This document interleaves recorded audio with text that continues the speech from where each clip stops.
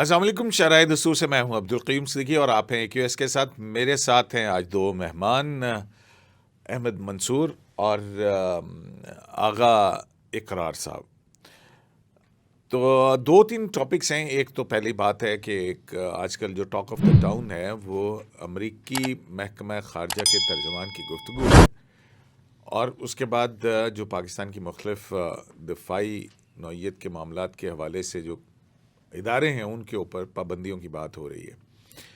اور مزے کی بات یہ ہے کہ امریکہ کہہ رہا ہے کہ اسے پاکستان سے خطرہ ہے. یہ بالکل، اگر آپ نے کبھی وہ کہانی بچپن میں سنی ہو، پڑھی ہو کہ ایک نہر تھی، نہر کے اوپر کی طرف ایک بھیڑیا تھا اور نیچے ایک میمنا جو ہے وہ پانی پی رہے تھے.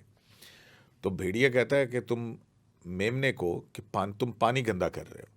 تو میمنا کہتا ہے کہ جناب میں تو یہ ڈاؤن سٹریم میں ہوں، آپ اوپر ہیں، پانی تو آپ کی طرف سے ہو کے میری طرف آ رہا ہے، تو میں کیسے گندا کر سکتا ہوں؟ تو اس نے کہا نہیں، تم پانی گندا کر رہے ہو، اور یہ بہانہ جو ہے وہ اس نے اس کے اوپر حملے کرنے کے لیے استعمال کیا. بالکل یہ کچھ ایسی ہی صورتحال ہے. یہ صورتحال کیسے آگے ڈیولپ ہو رہی ہے یا اس کو کیسے پاکستان میں دیکھا جا رہا ہے، اور اس کے علاوہ عمران خان کا جو 190 ملین پاؤنڈ کا کیس ہے اس میں سماعت مکمل ہو گئی ہے اور 23 دسمبر کو فیصلہ جو ہے وہ متوقع ہے. تو ان دونوں واقعات کی بھی کوئی ریلیونس ہے یا نہیں ہے، اس پہ بات کرتے ہیں. تو پہلے آغا اقرار صاحب سے پوچھیں. آغا صاحب، آپ کیسے دیکھ رہے ہیں کہ مطلب یہ جو امریکہ کے خدشات ہیں پاکستان کے حوالے سے، اور اس کا کیا ہو جیو اسٹریٹجک یا عالمی سطح کے اوپر یہ کیا ہو رہا ہے؟ بہت شکریہ. دیکھیں، میں اس لیے تھوڑا سا اس کو ویئرڈ سا فیل کر رہا ہوں کہ بلکہ احمد منصور صاحب بھی، میں چاہوں گا ان کی بھی اس پہ رائے آئی. میرا خیال ہے کہ تاریخ میں پہلی دفعہ امریکن اسٹیٹ ڈپارٹمنٹ سے کوئی اس قسم کی اسٹیٹمنٹ آئی ہے کہ پاکستان جو ہے وہ ایک خطرہ بن سکتا ہے، یعنی کہ ایک سیکیورٹی کنسرن ہے امریکہ کے لیے. میرا نہیں خیال ہے کہ اس سے پہلے اس قسم کی کوئی اسٹیٹمنٹ آئی ہے. ایک تو بات یہ ہے. دوسری بات، مجھے بتائیے کہ جو پاکستان کے میزائل ٹیکنالوجی ہے یا جو پروگرام ہے وہ نیا تو نہیں ہے. اس کو تو میرا مقصد ہے کہ ڈیکڈز ہو گئی، اور سب کو یہ بھی پتہ ہے کہ جب آپ ایک میزائل پروجیکٹ میں ہوتے ہیں یا پروگرام میں ہوتے ہیں تو آپ اس کی جو رینج ہے اس کو بڑھاتے رہتے ہیں، سب بڑھاتے ہیں، کوئی نئی بات ہے. اور ہمارا انڈیجنس ہے، مکمل طور پہ انڈیجنس ہے. اس کے اوپر سینکشن لگانا، لیکن یہ سارا جیسے کہ آپ نے شروع میں کہا قیوم صاحب کہ میں اس کو تھوڑا سا اس میں ایک مجھے تھیوری نظر آتی ہے کہ جس میں غلط بھی ہو سکتا ہوں. لیکن آپ یہ دیکھیے کہ اوپر نیچے جو سینکشن لگنا شروع ہوئی ہیں یہ تب شروع ہوئی ہیں جب کہ عمران خان کو ووٹ آؤٹ کیا گیا تھا. وہ 2022 اپریل میں ووٹ آؤٹ ہوتا ہے، اور 2023 سے لے کر آج تک ہمارے پہ 4 دفعہ سینکشنز لگ چکی ہیں ہمارے میزائل پروگرامز کے اوپر.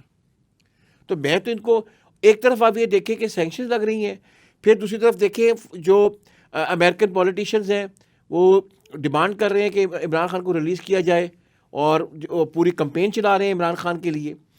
اور آپ یہ دیکھیں کہ یہ ملٹی ڈائمینشنل ہے. اور اسی طرح ہی جو امریکن تھنک ٹینکس ہیں وہ پاکستان کے اوپر ہیومن رائٹس ابیوز کا الزامات لگا رہے ہیں. یہ ساری چیزیں میں ان کو کنیکٹڈ دیکھتا ہوں. عمران خان کی رہائی کی کوشش، پاکستان پہ multi dimensional pressure build up کرنا، یہ ان کو میں آپس میں ایک لنک دیکھتا ہوں. میں غلط بھی ہو سکتا ہوں. تو مطلب ہے کہ کیوں احمد، آپ اس کو کس نظر سے دیکھ رہے ہیں؟ یہ تو کہہ رہے ہیں کہ شاید عمران خان اب امریکن پولیٹکس کو دیکھا جائے اور انٹرنیشنلی تو وہ ڈومینیٹ کرتی ہے زائنسٹ لابیز کے ذریعے سے. تو ایک تعلق تو اپنا خان صاحب کا بھی ہے نا. بالکل. میرے کو رہن دو. اچھا چلو، تھوڑے کو رہن دینے جی، آپ ہمارے لیے امریکہ ہیں. تو صدیقی صاحب، اس میں الزام اور جو پابندیوں کی وجہ کہ امریکی مفادات کو پاکستان ٹارگٹ کر سکتا ہے، اس کے ذہن میں، پاکستان کے ذہن میں پاکستان کی یہ خواہش لگ رہی ہے کہ وہ اس جانب بڑھنا چاہ رہا ہے. اب امریکی مفادات، ہم میزائلوں کی رینج کتنی بھی بڑھا لیں، اور چائنا، رشیا یا ان ملکوں کے تعاون سے ہی یہ سارا پہلے سے چلتا آ رہا، کسی اس سے چھپی ہوئی تو بات نہیں ہے. تو امریکہ تک میزائل آپ بین البراعظمی لے بھی جاتے ہیں تو کوئی نئی بات ہے. روس کے پاس پہلے سے ہیں، چین کے پاس پہلے سے ہیں، ٹھیک ہے نا, تو اس سے کوئی ایسا بنتی نہیں ہے بات. تو یہ امریکی مفادات یہاں ہمارے لیے خطرے کی بات یہ سوچنے کی ہے کہ امریکی مفادات کچھ ایسے ڈیولپ ہونے والے ہیں کہ امریکہ کو لگتا ہے کہ جب یہ ہماری ابھی سے پلاننگ ہے, جب یہ آشکار ہوگی تو پاکستان ہمارا دشمن بن جائے گا. تو اس میں پوائنٹ آف کنسرن یہ ہے کہ جو امریکہ ابھی سے جو پیش بندی کر رہا ہے اس چیز کی, تو امریکی مفادات اس خطے میں ابھی نئے تو ہمیں ڈیولپ ہوتے نظر نہیں آ رہے. براہ راست افغانستان سے وہ جا چکا ہے, دوبارہ یہاں آئے گا تو پاکستان کو ظاہر سی بات ہے دوبارہ انگیج کر کے ہی آئے گا نا, اس کو دشمن بنا کے تو نہیں آنے والا. امریکی مفادات پھر براہ راست جڑ جاتے ہیں, جو آپ نے زائنسٹ جو لابی کی بات کی ہے اسرائیل کے ساتھ, جو شام میں بڑی تیزی سے ڈیولپمنٹس ہوئی ہیں.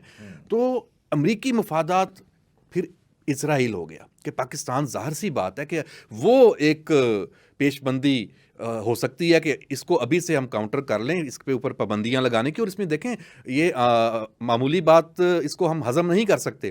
پاکستان کے جو ایک ڈیفنس کے ایک بڑا ادارہ ہے اس کو براہ راست اس میں شامل کیا گیا ہے. اب جو کمپنیز جو سینکشنز جن کے اوپر سینکشنز ہیں اس کو شامل کیا گیا. پہلے آج تک جتنی بھی پابندیاں اس طرح کی اس نوعیت کی لگی ہیں اس میں پاکستان کا سرکاری ادارہ کبھی شامل نہیں ہوا. تو یہ ایک اسی حوالے سے ہے. اب جو امریکی مفادات یہاں ہوتے ہیں اور پاکستان, ظاہر سی بات ہے شام کے بعد کیا ہے اور اس کے بعد کیا ہے, تو ہم تو بیچ میں پھر آ جائیں گے نا.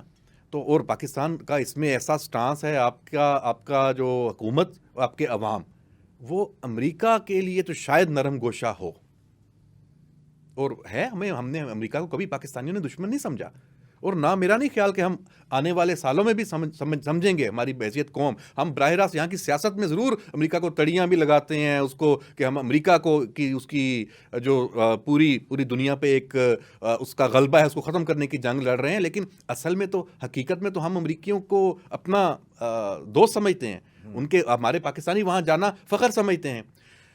اسرائیل کو پاکستانی قوم اور پاکستان کی ریاست کبھی بھی دوست نہیں قبول کر سکتی. تو اصل تو ہدف وہ ہے, اور امریکہ ہمیں ٹارگٹ کرنے جا رہا ہے. اس کا مطلب ہے کہ اس خطے میں کچھ بڑا ہونے جا رہا ہے, ہمیں یہ سمجھنا ہے. اور دوسری بات, جیسے آغا صاحب نے بات کی کہ اس کو تحریک, میں سمجھتا ہوں یہ پاکستان کے حوالے سے تو ہے کہ ایک سازش ہے, پی ٹی آئی والے, ایک سیاسی جماعت, لیکن یہ کوئی بہت بڑی پکچر نہیں ہے. تحریک انصاف واویلا کر سکتی ہے اپنی, جو اس نے ایک سیاسی جو لائن لی ہوئی ہے اس کو وہ فائدہ دے سکتی ہے کہ دیکھیں پاکستان کو ان لوگوں نے یہاں تک پہنچا دیا کہ امریکی پابندیاں لگا رہے ہیں, ہم ہوتے تو یہ نہ ہوتا, یہی کہہ سکتے ہیں نا. لیکن کچھ لوگ تو وہاں امریکہ میں بیٹھے ہوئے بڑا کریڈٹ لے رہے ہیں اس بات کا. جو لوگ یہ کریڈٹ لے رہے ہیں وہ تو اس کا پلس پوائنٹ ہے. میں تو سمجھتا ہوں کہ یہ ہمارے فائدے میں ہے کہ یہ امریکہ نے یہ پابندیاں لگائی ہیں اور وہ یہ سارے اور کھل کے سامنے آ گئے ہیں. اب ان کو ڈیفینڈ کرنے والے کچھ چند اگر چہرے پاکستان میں تھے تو اب وہ بھی نہیں رہیں گے, اور اس میں اب عمران خان کے لیے زیادہ بڑی مشکل پیدا ہو گئی ہے, پی ٹی آئی کے اپنے لوگوں کے لیے زیادہ بڑی مشکل پیدا ہو گئی ہے کہ وہ ان کو اب اپنا حصہ تصور کریں. اب ہم سے, آپ سے زیادہ باقی جو حکومتی جماعتیں ہیں, جو میڈیا کے لوگ ہیں, جو پاکستان کا سوچتے ہیں, ان سے زیادہ اب یہ مسئلہ عمران خان کا ہے, اب یہ مسئلہ پی ٹی آئی کی تمام لیڈرشپ کا ہے کہ وہ, اور انہوں نے کرنا شروع کر بھی دیا. آپ نے نوٹ کیا ہوگا, اور فواد چودھری کو تو موقع مل گیا نا, وہ تو کھل کے سامنے آ گیا اور اس نے اس کا بڑا فائدہ اٹھایا. اب وہ پی ٹی آئی کے اندر بھی اپنا حصہ لے گا. کیونکہ اس کو اب موقع مل گیا ہے کہ انہی لوگوں سے, معید پیرزادہ سے, شاہین صہبائی سے, عادل راجہ سے, اس کے علاوہ ہمارے جو آپ اور جتنے سابقہ جو دوست کولیگز ہیں وہاں پہ جنہوں نے اس کو اٹھایا ہوا ہے, اور جو امریکن جس میں لابسٹ ہیں اس میں شامل ہیں جن کو انہوں نے استعمال کیا, ہمیں ان کے حوالے سے بھی بڑا ایک موقع ملا. یہ پازیٹیو سائن ہے, اس کو میں نیگیٹو نہیں سمجھتا. یہ تو اچھا ہوا کہ یہ پابندیاں لگی ہیں اور یہ جو پی ٹی آئی کے جو عناصر ہیں ان کو آپ قابو کر سکتے ہیں.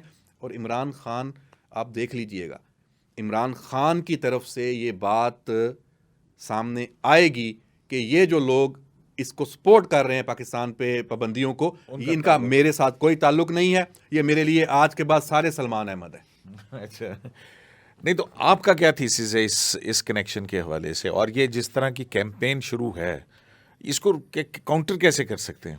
دیکھیں, کاؤنٹر تو میں بعد میں بتاؤں گا. آپ نے پہلے کہا کہ میرا موقف کیا ہے. بات یہ ہے کہ اگر آپ دیکھیں مشال, دیوا اور اپنا وائس آف امریکہ، یہ تینوں کے تینوں U S state sponsored government organisations ہیں نا.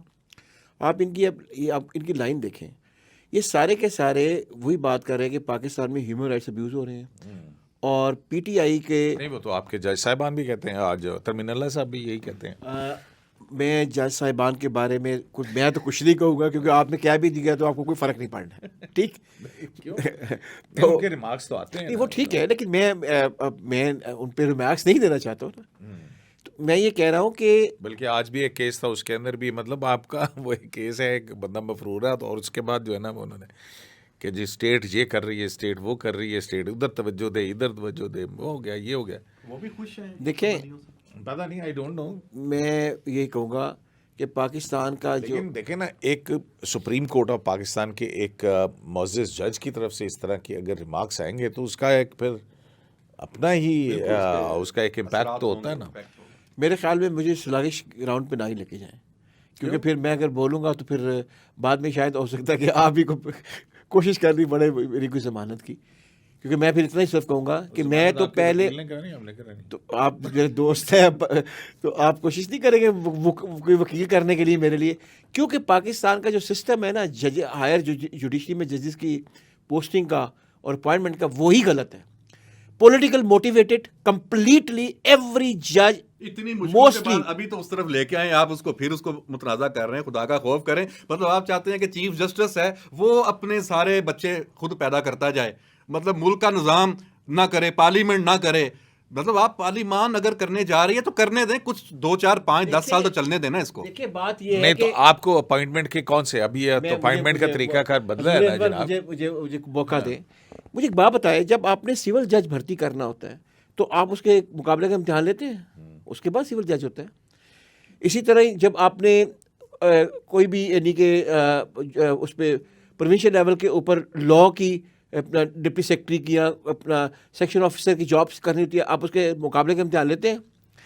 یک دم ہائر جوڈیشری میں آ کے نہ کوئی امتحان ہے نہ کوئی پیپر ہے، بندہ پسند آیا ہے، فیملی بیک گراؤنڈ ہے، فلانے کا بیٹا ہے، فلانے کی بیٹی ہے، فلانے کا رشتہ دار ہے، فلانے چیمبر میں کام کرتا ہے، سو بسم اللہ لے آئے نام. نہیں ایسے نہیں نہیں، ہے. رولز بنتے ہیں، آپ رولز کو مذاق بنانا شروع کرتے ہیں تو رولز یہی ہے نا کہ اس کے اوپر کرائیٹیریا رکھا گیا نا کہ یہ چیزیں. لیکن نامینیشن تو وہ جوڈیشل کمیشن کے پاس ہی ہے نا. دیکھیں، میرا کہنے کی مراد یہ ہے، پہلے ایک فرد کے پاس تھی، اب پورے جوڈیشل کمیشن اس کے اندر پولیٹیشینز بھی ہیں، اس میں اٹارنی جنرل بھی ہے، اس میں بار کے شارٹ بات کرنے دیں، اس میں ججز بھی ہیں. بات کرنے دیں. مجھے ایک بات بتائیں، ایک وکیل جو 10 سال تک ہائی کورٹ میں پریکٹس کرے گا، امپاسبل ہے کہ وہ کسی پولیٹیکل پارٹی کا ایفیلیٹ نہ ہو. امپاسبل ہے. کوئی ایسا مجھے وکیل نکال کے دکھائیں جسے 10 سال سے اپنا کی پریکٹس کی اور کسی پولیٹیکل پارٹی کے ساتھ وہ انوالو نہ ہو. یہ ناممکن بات ہے، کیونکہ پورا سسٹم اس کے ساتھ چلتا ہے. اب انہوں نے الیکشنز اپنے لڑنے ہوتے ہیں، باہر کے الیکشنز لڑنے ہوتے ہیں، اس میں پولیٹیکل پارٹیز انوالو ہیں. آپ نے پورا سسٹم جان کے ایسے بنایا ہوا ہے کہ وکیل سے جب جج بنتا ہے وہ آلریڈی کسی نہ کسی پولیٹیکل پارٹی کے ساتھ ایفیلیٹڈ ہوتا ہے. پلیز اس طرح نہ کریں. کیوں نہیں آپ کا مقابلے کا امتحان جس کو آپ اپنا. مجھے ایک بات بتائیے کہ یہ مقابلے کے امتحان میں ساری بیوروکریسی آئی ہوئی ہے آپ کی. بہرحال یہ پولیٹیکل ایفیلیٹڈ نہیں ہے. یہ آپ مجھے بتائیں آج تک کسی سیکٹر میں بیوروکریسی جو ہے وہ بیوروکریسی کے بارے میں کہا جاتا ہے کہ جناب یہ فلاں گروپ کی ہے بیوروکریسی، یہ فلاں گروپ کی. اب تو بیوروکریسی کے اندر بات کرنے کے موقع دیں گے. کسی آج تک کسی سیکٹری نے اس طرح کوئی پولیٹیکل اسٹیٹمنٹ کبھی دی ہے؟ Give me the name of one. میں آپ کو بتاتا ہوں کہ آپ کے کتنے جیسے دل چاہتا ہے پولیٹیکل اسٹیٹمنٹ، اور انہوں نے سسٹم مافیا بنا دیا ایک شریف آدمی کو. کیا بات کر رہے ہیں آپ؟ ہر اپنا وانڈلزم اور وانڈلز کا لفظ استعمال کرتے رہے ایک پولیٹیشین کے اوپر، کیونکہ اس کا وہ پولیٹیکلی ایفیلیٹڈ تھے دوسری پارٹی کے ساتھ. گڈ ٹو سی یو کہتے ہیں کریمنل کو، اس کے لیے گریڈ کھلواتے ہیں سپریم کورٹ کا، اس کے لیے آپ گاڑی پیش کرتے ہیں اپنے مرسیڈیز کالے رنگ کی کہ جناب آئیں پلیز. صرف گاڑی پیش کرتے ہیں جی، بہت کچھ اور پیش کرتے ہیں، ضمانتیں بھی پیش کرتے ہیں بغیر پوچھے ہوئے، بغیر مانگے ہوئے. کیا کسی سیکٹری نے کبھی اس قسم کی حرکت کی ہے؟ سوال ہی نہیں پیدا ہوتا. یہ ایک دم مت کریں please, don't mix them up. وہ نان پولیٹیکل ہے، اے پولیٹیکل ہیں اور وہ رہتے ہیں. یس میں مانتا ہوں یہ پیچھے آپ کہہ سکتے ہیں کہ اے میاں صاحب کی بیوروکریسی ہے، لیکن وہ اس طرح نہیں ہوتا ہے جس طرح ہمارے یہاں پہ پچھلے میں آج کی بات نہیں کر رہا ہوں, میں پچھلا جو دہائی پوری گزری ہے 2006 سے لے کر, بلکہ 2 دہائیاں گزر رہی ہیں, 2 سال رہ گئے ہیں, جو 20 سال میں پاکستان کی جوڈیشری نے آپ کو دکھایا ہے. مجھے تاریخ اٹھا کے دیکھ لیں کہ دنیا کی کسی بھی. اچھا مجھے جو ہے نا ابھی جو رولز ہے یہ آئیڈیلزم کی باتیں اتفاق ہے, لیکن پریکٹیکل نہیں ہے ہماری سوسائٹی میں, پریکٹیکل نہیں ہے یہ سب کچھ. نہیں لیکن نہیں دیکھیں میری بات سنیں, جہاں تک یہ ہے نا مجھے اس بات پہ اعتراض ہے کہ جناب ان کی اپوائنٹمنٹ کا عمل خفیہ ہوگا.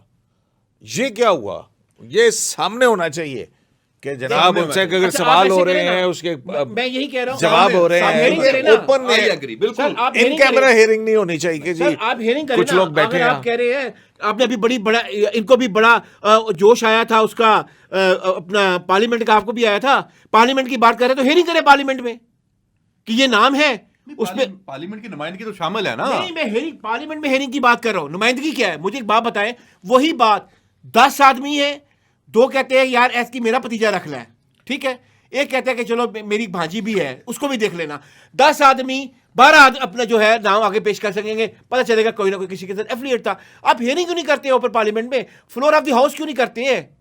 پھر تو نہ ہی بنانے والی بات ہو گئی. کیا ایک سیکنڈ مجھے بتائیں, کانگریس میں ہیئرنگ ہوتی ہے کہ نہیں ہوتی ہے؟ بنانے سے پہلے اسی کمیٹی میں ہوتی ہے. کمیٹی میں کمیٹی یہ بھی ایک کمیٹی ہے نا. اوپن ہیئرنگ ہوتی ہے بھائی, اوپن ہیئرنگ ہوتی ہے. میں یہ کہہ رہا ہوں وہی کریں, بات کر رہے ہیں میں یہی کہہ رہا ہوں, یہی تو میں کہہ رہا ہوں, وہ جوڈیشل کمیشن جوڈیشل کمیشن ہی کرے لیکن لیکن open اوپن hearing ہیئرنگ ہو یہی کہہ رہا ہوں. آئی ایم سوری, میں کہ وہاں پہ بیٹھے ہوئے ہو کہ کس کے کریڈینشلز کیوں دیکھا جا رہا ہے, کون سا کیا ہے, کس لیے اس کو اپوائنٹ کیا گیا ہے. بالکل, تو اس میں کون سا مسئلہ ہے؟ تو وہی میں کہہ کیوں نہیں ہو رہی ہے, کیوں وہی بات کہ جب اگر لوگوں نے اپنے نام دینے ہیں رشتہ داروں کے تو وہ کبھی ہونے دیں گے اوپن ہیئرنگ. بالکل اوپن ہیئرنگ ہو, اور وہاں پہ جا کے کوئی بندہ سوال اٹھائے کہ جناب یہ افتخار احمد کے بھائی کو کیوں بنا رہے ہیں آپ. بالکل ٹھیک ہے, میں بتا رہا ہوں. بالکل دیکھیں میں تو یہ کہہ رہا ہوں. اچھا نہیں, 190 ملین پاؤنڈ کیس کیا ہو رہا ہے, کیا دیکھ رہے ہیں آپ؟ مطلب آپ جذباتی بہت زیادہ ہو گئے.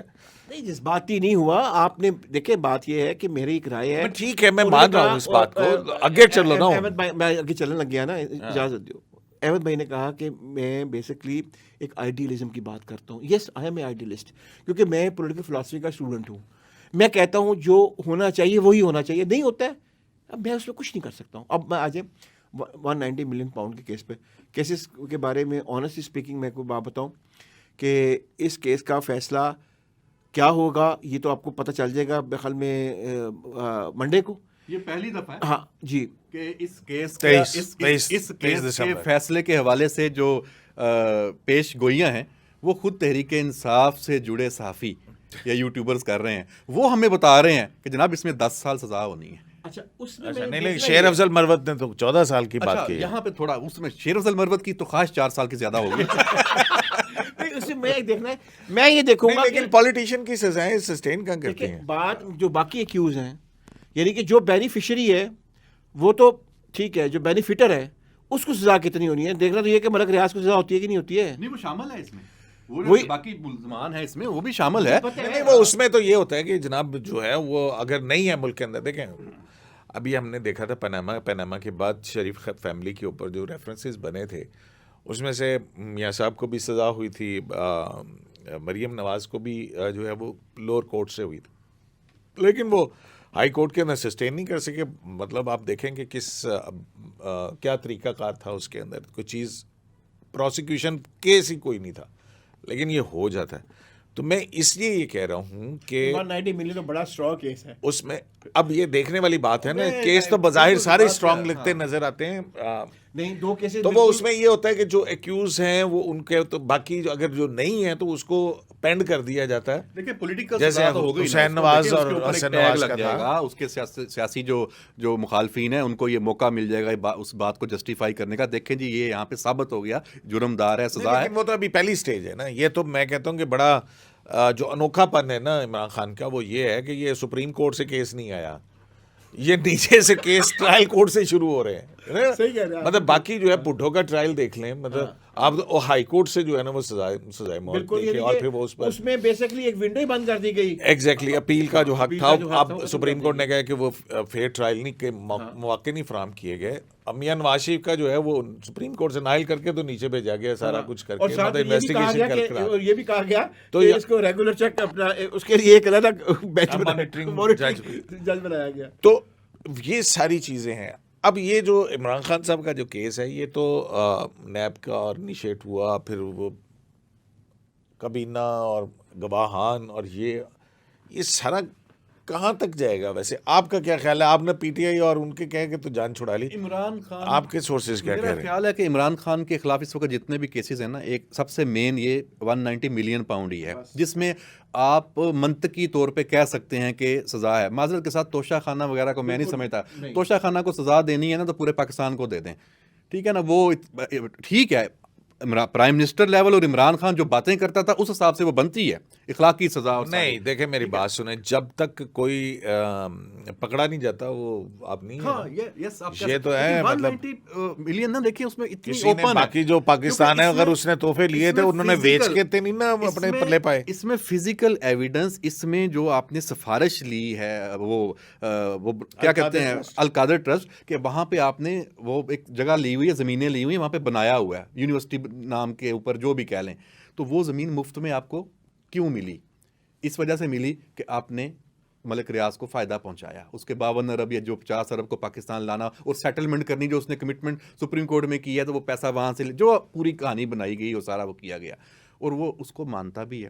اب ملک ریاض مطلب قومی خزانے میں آنے کے بجائے وہ ان کے ملک ریاض کے اکاؤنٹ کے اندر سیٹل کر دیے گئے اور اس کو پھر واپس مل گیا۔ اب وہ پھر نہیں، وہ تو پھر سپریم کورٹ کے میں جو ابھی ججمنٹ قاضی فائزہ کے اگر آپ چاہتے ہیں کہ عمران خان کو اس میں پکی مور لگ کے سزا ملے نا، وہ تو جو 171 ملین ہی ہے نا، باقی تو شاید کٹ کٹا کے دو چلے گئے، وہ تو اب قومی خزانے میں واپس چلے گئے نا۔ اس میں آپ کو اگر ملک ریاض وعدہ معاف گواہ بن جائے نا تو پھر آپ کی نہیں، اب تو ٹرائل مکمل ہو گیا، اب کون سا گواہ؟ کسی بھی سٹیج پہ بن سکتا ہے، باہر بیٹھا ہے نا، اس نے نہیں آنا، وہ تو ایک اور چیز۔ لیکن بہرحال یہاں دیکھیں، یہاں اس کی دیکھیں، اس کو جنہوں نے بھی کور کیا نا، ہمارے جو جرنلسٹ بھی وہاں جاتے تھے اور آپ کے جو وکلا، آپ کے قریبی دوست احباب، وہ آ کے بتاتے تو یہی تھے کہ اس میں جو ڈیفینس ہے وہ بڑا ویک رہا ہے۔